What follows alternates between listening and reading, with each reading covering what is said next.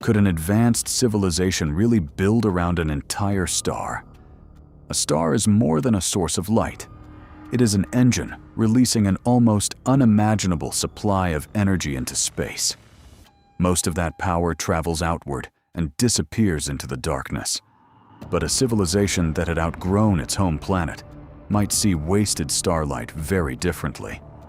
Instead of constructing one enormous power station, it could surround its sun with collectors, habitats, factories, and machines. As the network expanded, the star itself would begin to change. From a distant world, its light might slowly fade, not because the star was dying, but because intelligence had begun capturing its energy. In 1960, physicist Freeman Dyson proposed that a highly advanced civilization might eventually surround its star with artificial structures. Today, this concept is commonly called a Dyson Sphere, but the name can be misleading.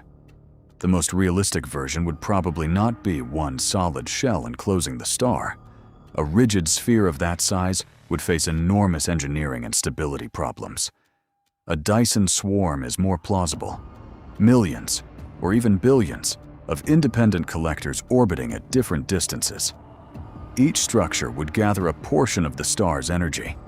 Together, they could form an artificial cloud so vast that it transformed an entire solar system into a machine.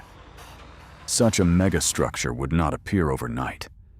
One possible path would begin with ordinary orbital solar stations. Automated factories could mine asteroids and use their material to build additional collectors. Each new machine could provide more energy and resources for the next generation. Hundreds might become thousands. Thousands might become millions. Over centuries, the swarm could spread across the system, growing through countless separate projects rather than one impossible act of construction. The civilization would not need to lift every component from a planet. It could use the metal, rock, and ice already orbiting its star.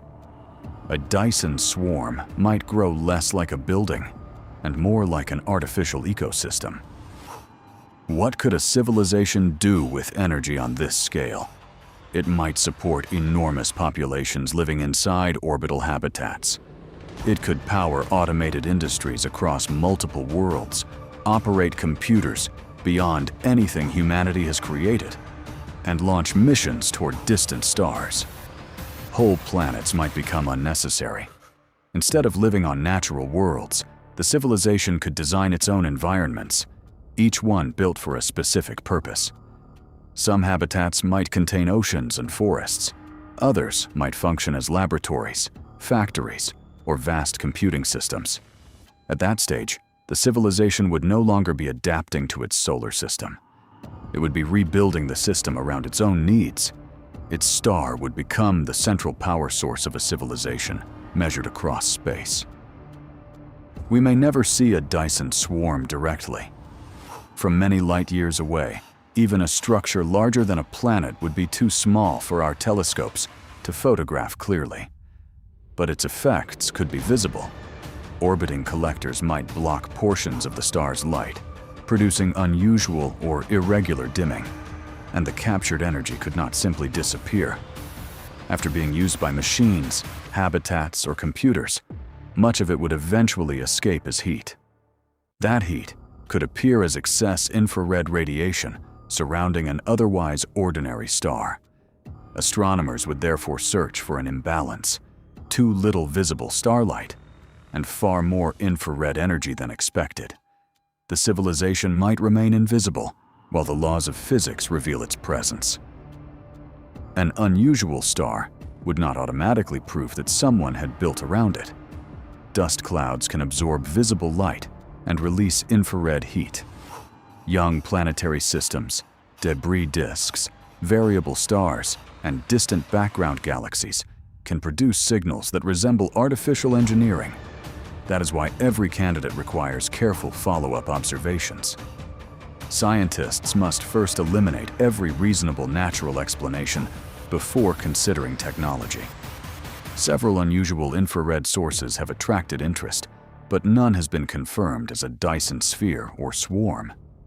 This uncertainty is not a failure. Even false candidates can reveal new stars, hidden dust, or astrophysical processes we did not fully understand. The search may discover alien technology, or teach us something unexpected about nature. The Dyson Sphere changes the way humanity searches for intelligence.